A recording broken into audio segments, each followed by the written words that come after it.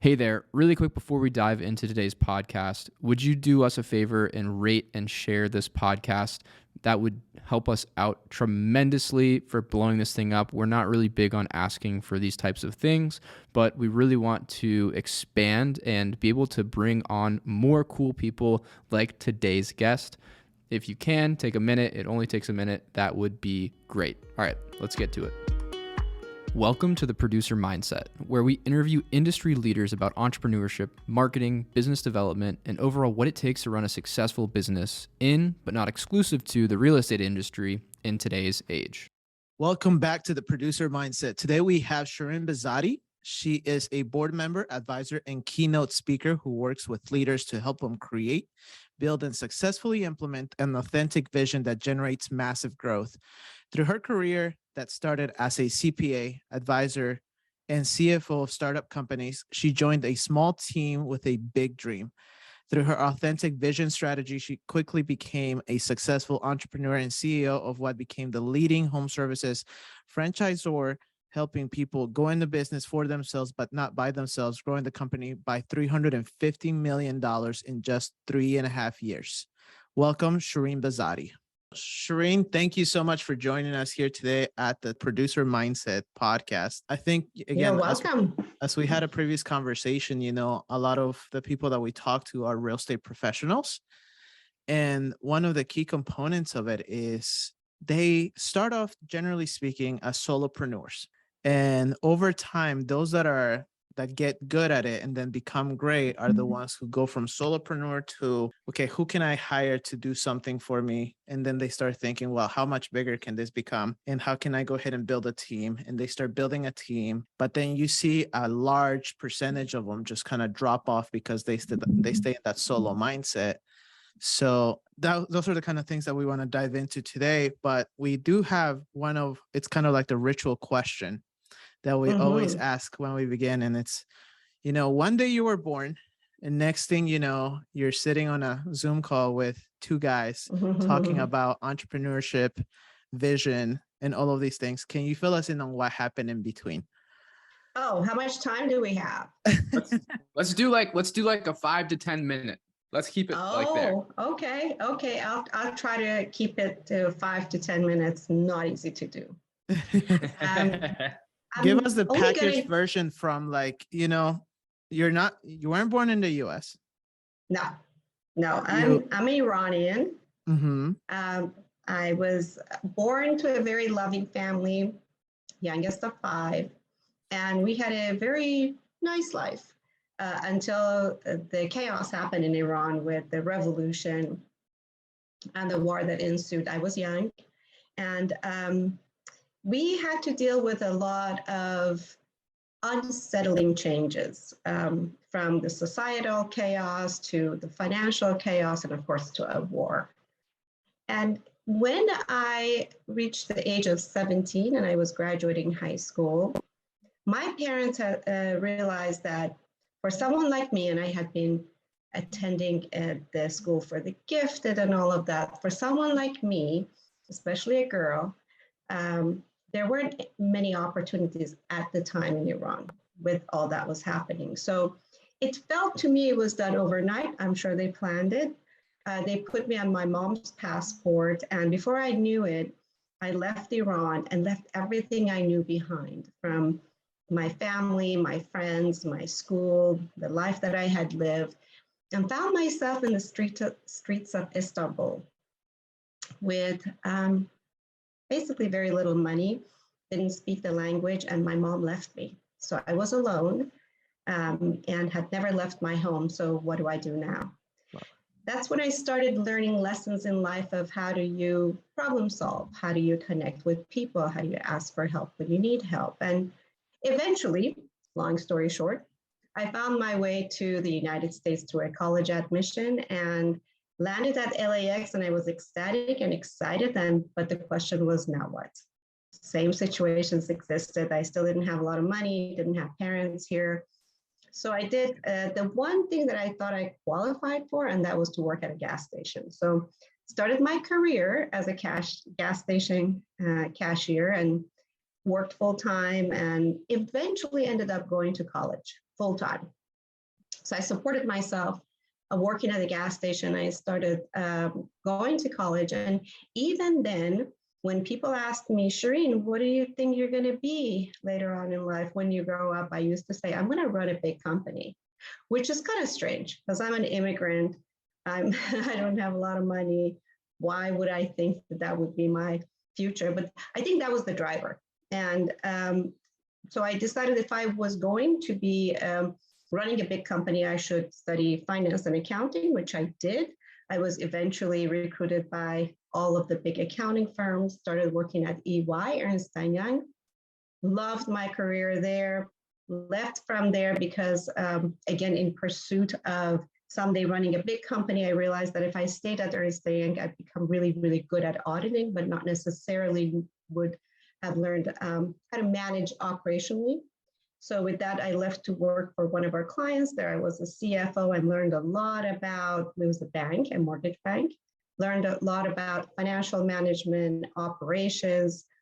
And when we sold that company to a bigger company, which was a great experience for me, you would think that I would continue down that path. Now I'm a CPA, having been with EY, a CFO of a good sized company, I could become a CFO somewhere else, but I decided to go out on my own because I still had my expectation of running a big company. And I operated as an offsite CFO. So I worked with companies that were in a growth mode and needed a CFO, but not someone full-time. In doing that, I came across a small company that was in the franchising and the home improvement space. And I decided this is where I could really have an impact with my experience, expertise, strategic thinking married to what was already there. I thought there's a good opportunity to grow this company, and that's where I stayed for 20 years. We went through a lot of trials and tribulations, and as a relatively new company, it took years to come up with a secret sauce, is what I call, to finally grow the company. So I understand that whole journey of entrepreneurs and what it takes to go from a concept that's working, but how do you grow it exponentially to really do growing it exponentially. So about 2005, we asked ourselves the question of whether or not we're only good at this particular product offering, or are we good at franchising? So we expanded to another company and created an umbrella company, grew from there. And in 2013, it was clear that the company had grown past the experience, expertise, and the desire of some of us. So I set out to find private equity partners and was very picky at who we chose. But in 2015, we had a very successful private equity partnership. There, I was asked to stay on board, though everybody else was free to move on, to stay on board and run the company to expectations. And that's where all the fun began and a lot of good work.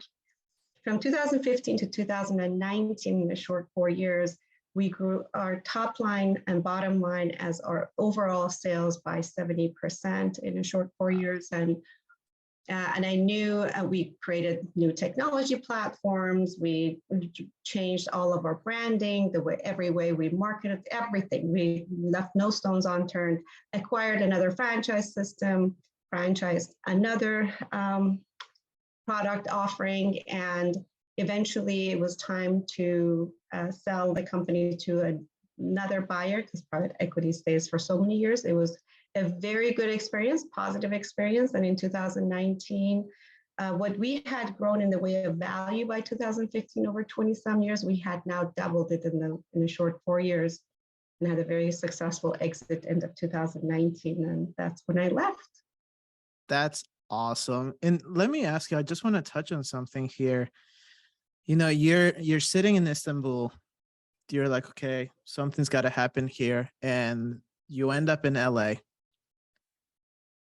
At which point, or was this something that was even still instilled in you early on, to have this drive, to have this vision, to have an understanding of one day I'm running a big company?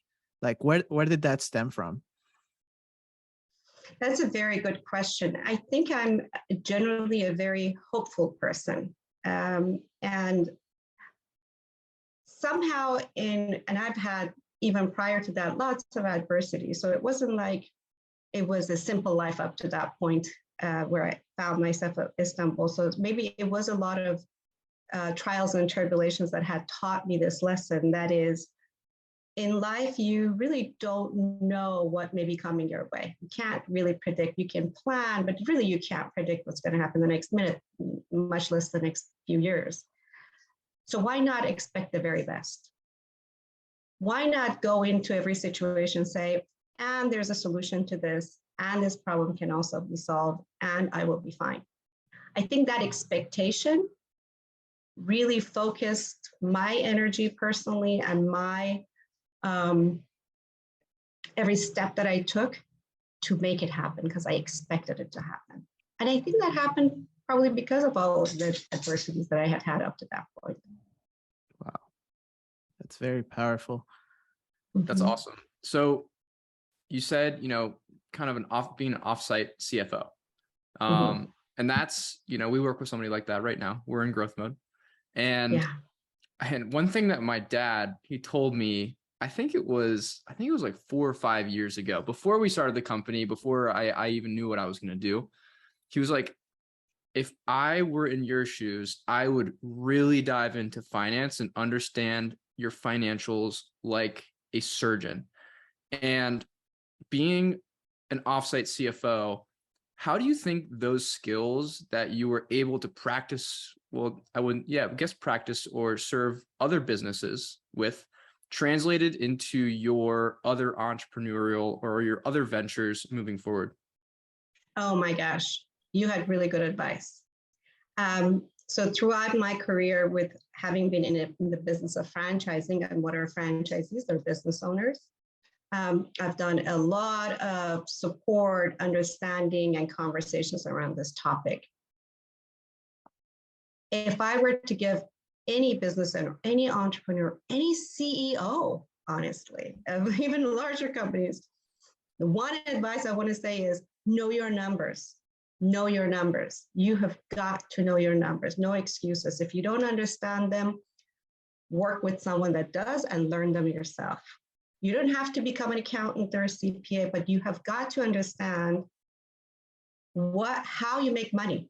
That's what it comes down to. So when I did offsite CFO, I have to say it wasn't a thing. It was not a thing. I don't know where I came up with it, but cool. I realized, well, it is now, and it's a great business. A lot of people are doing it and doing it well. What I realized was the benefits that I had driven in my professional career, having worked at a mortgage bank that by the time we sold it, we were servicing $1 billion worth of servicing portfolio, and we were originating hundreds of millions of dollars of loans and selling them in mortgage-backed securities and all of that.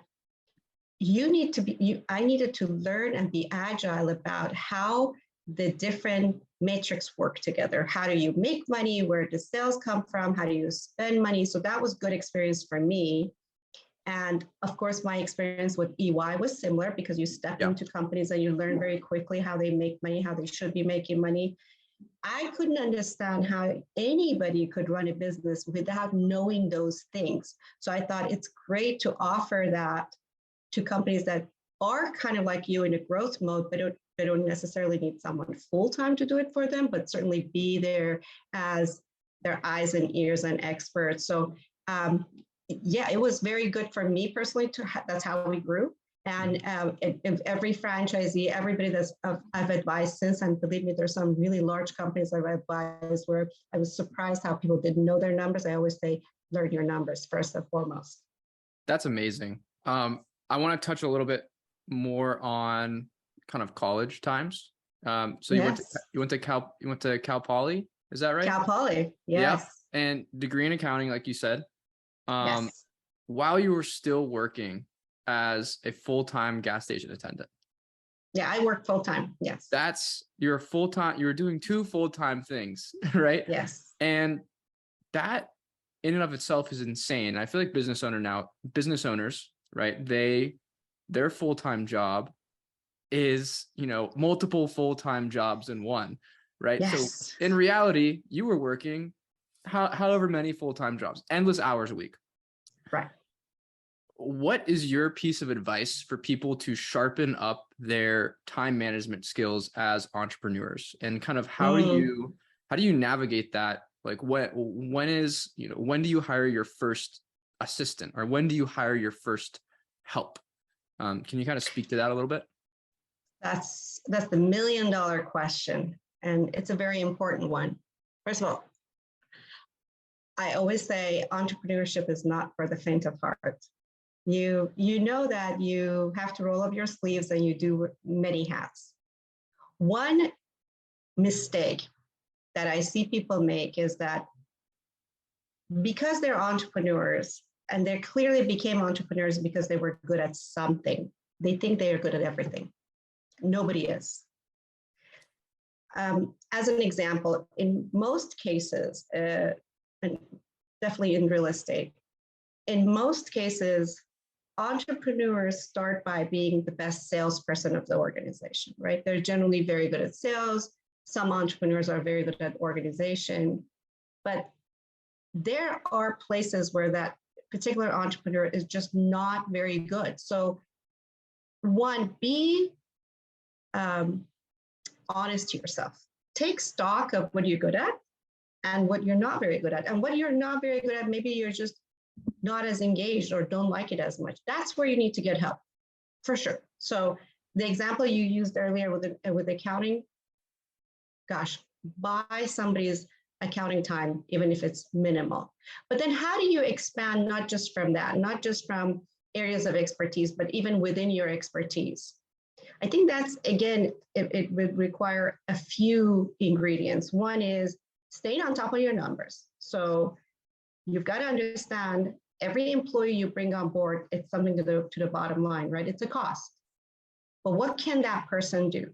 You have to also understand, have I hit capacity with what I can do today or for my business now? Meaning, is there any more white space that I can tackle? And if I can't, am I better off bringing someone else that can do and help and build? So know your numbers, know your weaknesses, know that you're not going to know everything. And of course, what's your goal? What do you want? You know, some people may say, I'm happy being an owner operator, or I'm happy being an owner operator +1. Okay. But if your goal is to be much larger, then you have to have a step-up game plan. You have to visualize where it is that you want to go, and you work your way backwards. So know where you want to go. Know what your desire is, what your comfort zone is. I love it. And then, of course, when they come in is definitely solving for a puzzle. It's an art and a science. Lots of testing, I'm sure. You know, Yes. as you're sharing this, one of the things that it's a realization, silly me. It's as heading this big franchisor, you have a ton of franchisees. Being a broker at a real estate company, a mortgage broker, a real estate broker, you have realtors. So it's one person or one team heading a bunch of small businesses to one particular brand per se, right? Mm-hmm. Mm-hmm. How did you manage to not just communicate the vision for where you were going as a business, as a parent company, but also help them just understand how and why they should stay in alignment as franchisees so that they can be successful? Communication is critical. And of course, the larger the organization, the more complex that will become, right? So in our size, when you have 1,700, 1,800 franchise owners, now you're talking a different level of mastering the art of communication. But regardless of size, the best way to ensure that people are aligned is to, one, make sure communication is a priority. So a lot of organizations, what happens is that leadership makes decisions, moves on, and that connection to the rest of the organization isn't done consistently and significantly. If you want people to hear what you have to say, which is the direction of the company, which is where everybody should be excited to go. You have to say those objectives, explain them, but say them again and again and again and again. It is about finding ways for people within the organization to come across that messaging often and frequently. Also, people can hear what you have to say and may or may not row in the same direction. The way to get people to row in the same direction are based on creating a collaborative environment where they have a say. By that, I mean, they participate in the planning, in the envisioning where the company is going to go. That's what I call authentic vision. It's something that bubbles up from the organization. There's an art form to how to get that done. But even if you don't want to get that in depth with that art form is, just nurturing an environment of collaboration makes every stakeholder feel like they're a part of. And when people feel like they're a part of, they're much more inclined to want to align themselves with where the organization is going. So create a collaborative environment, nurture collaboration as goals and visions are created and set, do it through process of collaboration, and then communicate back over and over again in every way you touch the employees and team members within the organization. That's really cool. Thank you for sharing that. When you mentioned authentic vision is your thing, right? Yes. One of the things that, and maybe I'm asking this question selfishly, not just on behalf of our clients, but even for us, it's how do you, I mean, I guess through repetition would be one way, and it is really the way, I think, but a lot of people seem to have limitations, like mental limitations, or just different barriers that come, like that they've come across, of like, I can only grow this far, I can only grow this big. And how do you get them to go through those barriers while realizing like, hey, look, I want you to be 10 times the size that you are today, and then get them to understand that there is a person, a version of themselves, of their business that is 10 times that, so that they can get now their thoughts and their vision behind what you're trying to do, build with them. How would you go about that?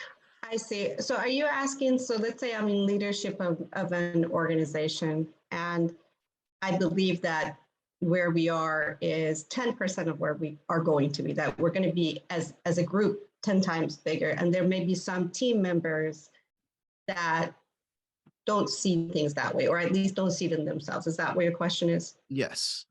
Oh, okay. I think, to be realistic, not everybody's going to want to be 10 times, right? That's just nature of the game. People have different aspirations and expectations. But as a good leader, in my opinion, your job is to be like an orchestra conductor. Make sure that every team member is in the right seat. So are they in the right position? Are they performing a role that's suited to them? And the only way to know that is to get to know them and get to know what the expectations are of them. So sometimes when you hear resistance from people, it may be they're just not performing in the right role for them that's best suited to them. The other thing that's consistent with the conductor analogy is that you want to make sure every team member therefore has the tools, the support, the training, the environment, so that they can blossom, that they can play to their very best. And I think once you take those barriers out of the way, that one, they're in the right role, and two, that you are nurturing them and you are focused on their individual growth, they will be so much more inclined to want to sign off and sign up for your growth plan. That's really good. Thank you. And it's, I think like we've encountered that most definitely as a business. But also some of our clients, like they're growing massively and they're starting to bring in team members. And next thing you know, it's like, oh yeah, they just some of them are like, no, they couldn't cut it. The other ones is like, no, they didn't see it, or they didn't see the reward right away. And so I think in a way where they are able to freely express like where they want to see themselves, where they see themselves, and find out whether I'm in the right seat or not, it's most definitely a good way for them to, okay, assess the situation and then reverse engineer, I suppose. Right. That's really cool. One of the things I wanted to touch on, and I think it's very impactful, not just for our listeners, we have events throughout our life that really shape us to become different, bigger, better versions of ourselves if we choose to, right? Right. Your entire life seems to me like you've been like on this uphill battle to success, which, like, again, you had the vision, you got there, right? Are we allowed to talk about 2009? Sure. So it's something that we encountered with one of the people that we're just recently started working with, actually. And very much so, she had stage 3 breast cancer. And she was like, I could have gotten given into the darkness, but I chose to stay above that and to visualize myself becoming better, getting better, and still here I am today. Tell us a little bit about that, about your personal journey in 2009. Yes. So I was very, very sick. Felt like overnight. Clearly it wasn't. And after lots of hit and misses with diagnosis, they found that I had a brain tumor that was lodged between my optic nerves and had grown tentacles. And so really the only way to deal with it was to remove it surgically. Because of its location, it wouldn't respond to radiation. Well, it would, but I would be blind. And so in the midst of being really sick, I had to make decisions and plans around my own care, talk to different surgeons and really make decisions around those. I had children. One had just started high school. The other one had just started middle school. And as a reminder, 2009 was in the midst of the Great Recession. And our company was in housing, home improvement. So at the same time, I had this major responsibility to the company and to franchisees. And so once I finally accepted the idea that I had to have it removed, I think I found the very best surgeon I could have, loved him. After 10 hours of surgery, which I wouldn't get into the gruesome details, that was done endonasally, which is through the nose and breaking the skull and all of that. They had used my septum to turn it around and cover the hole that was made in the skull, because they drilled it through the nose to get there. And of course, the recovery from that was very difficult. What happened, though, was that septum that they had turned around and glued onto my skull apparently had a leak, and we didn't know that. Which is a risk. And so after some time, I started getting sicker and sicker, back to the emergency room. And as it turns out, I had lost all of my spinal fluid in my skull, which is sudden death. That's spontaneous. You would spontaneously stop breathing. And they had never seen somebody lose so much of their spinal fluid. So I had to do another follow-up emergency surgery, and then the recovery from that was horrendous, with system-wide failures across the board, with fevers, and I wasn't allowed to move my neck, and I was running the risk of sudden death. Much like your friend that you're working with, going into this surgery and all of this time through all of these really difficult health challenges, I always knew that I was going to be okay. And when I finally was let go to come home and I wasn't allowed to move my neck, I really had to learn to walk. So I would walk a couple of steps and I would go back and lie down, and I would say, next time I get up, I'll do 3. I remember that my biggest dream was to being able to go up the stairs. I would visualize it and I would say, someday I'll be able to go up those stairs. While within a few weeks, I had to get back to work because that's, there was a lot of responsibility, make all these edits and changes that we needed to make to keep the company alive. And eventually within, months, I was back to normal. Talking was very difficult. And anyway, I've had the privilege of going to conferences about survivors and talking to people that have had life-threatening challenges, be it cancer or other illnesses, and there's a common theme that I have found, which has been my life experience, and that is, it's been a gift that I never asked for, but looking back, it was a gift. And my immediate family talks about how there was life prior to that, and there was life post that. And life post that is so much more meaningful, authentic, and has better essence because it at least helped me stay focused and focused on my principles in life, my guiding principles, and I've been able to build a life around those that is so much richer since then. Wow. Thank you for sharing that. Yeah, thank you. Mm-hmm. You're welcome. Man, it's like, where do we go from there? I mean, that's I know. I'm like, what you just mentioned reminds me of a quote that I heard by Naval Ravikant. He says, every person believes that they have two lives until they realize that, every person has two lives till the day they realize that they only have one. And yes. I mean, you just touched on it. So to somebody that is envisioning a life as a business owner, as an entrepreneur, as an operator, what is the one thing that you would say to somebody that's just starting up, that wants to achieve the levels of success that you've achieved, wants to impact the people that you've impacted and help the amount of people that you've impacted and helped in the process? What would you say to that person that's looking to start? Well, I have two things that are very much my guiding principles. One is have an authentic vision. And a lot of people talk about vision. A lot of companies have vision statements. Those are good.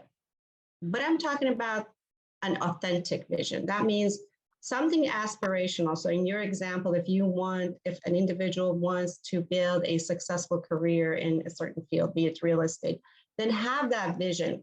The vision has to be aspirational. It shouldn't be right here. It shouldn't be something you achieve in the next year.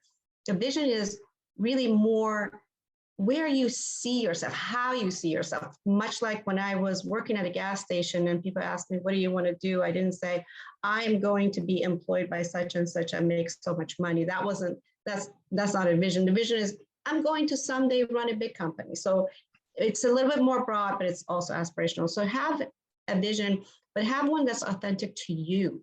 So it's important to not necessarily sign off, this is my vision, because other people and societal expectations tell you what it is. Your authentic vision may be that you want to be a great gardener. I mean, that's exactly, it's your essence, it's your authenticity that needs to come through. And the only way to do it is to take time and really think about it and feel through it.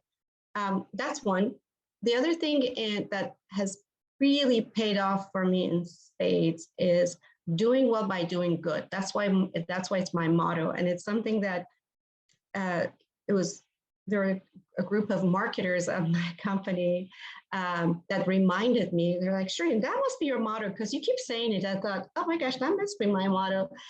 And by good, I don't mean only doing good charitable work, which is important. I'm talking about doing good work, doing good by others, being a good leader. So in every problem or situation that arises, asking yourself, what is good? What does good look like here? And I think by doing those things that are intended, in the examples that I use in the world of franchising, do good by your franchisees, make sure they're successful. Because I firmly believe that only by doing good that you get the rich rewards. You do well in life. That's sustainable, that's authentic, that makes you a whole person. I love that. Thank you. That's excellent. And the last thing I will say is there's a ton of people that are going to watch or listen to this podcast. Okay. What are you up to now? I mean, you successfully made an exit. What are you up to these days? What if they want to hear some more Shirin? What if they want to learn more? What's your journey like these days, and where can they find it, find out more about it, find you? Right. I think they all fit under the umbrella. I would love to use my lessons that I've learned in life to help others in multiple capacities. So I do it by being on boards. I've advised companies that are in the growth mode or are continuing to grow or want to consider capital infusion, and places where I've been before. I do that by as well advising my son's company, Bomani Cold Buzz, that I'm very proud of. I am on the board of and passionately involved with a few very well-known charitable organizations. And I am involved with organizations that, such as Exceptional Women Awardees, that support peer-to-peer mentoring for women. And as well, I'm doing my best to have excerpts and messages that I can put on LinkedIn or social media that could be helpful to others as they're building their business just for free. I have a website, ShirinBehzadi.com, and I have presence on LinkedIn, Shirin Behzadi, or Instagram, Shirin Behzadi. Thank you so much for joining us. This has been great. I definitely see like a ton of clips that people are just going to be glued to, Absolutely, listen to. So that's awesome. And again, thank you for joining us. For everybody that doesn't know this, Shirin and like we connected back in her previous life. Yes. We connected then. I met Sam pre-Bomani. This is when like it was like the thought and it was coming into fruition. So to be able to reconnect all of these years later, it's probably like 3 years later or something like that, and see that number one, Bomani is like a huge hit. Number two, you're doing excellent, and now you're doing something that really can have an impact, not just in people's businesses, but people's lives, because you're sharing a real, an authentic story, right? In addition to helping them like in the process with your business expertise. And just cool to see to another like immigrant, I would say that when you have a big dream, big goals, and you put the work behind, anything is possible. So that's really cool. So I appreciate you being on this podcast. Yeah, thank you so much. Thank you both. And I'm so proud of you. You both are doing great. So good to see you again, reconnect. And I'm going to cheer you on and watch you to continue to grow. So thanks for having me here. Thank you, Shirin. Thanks.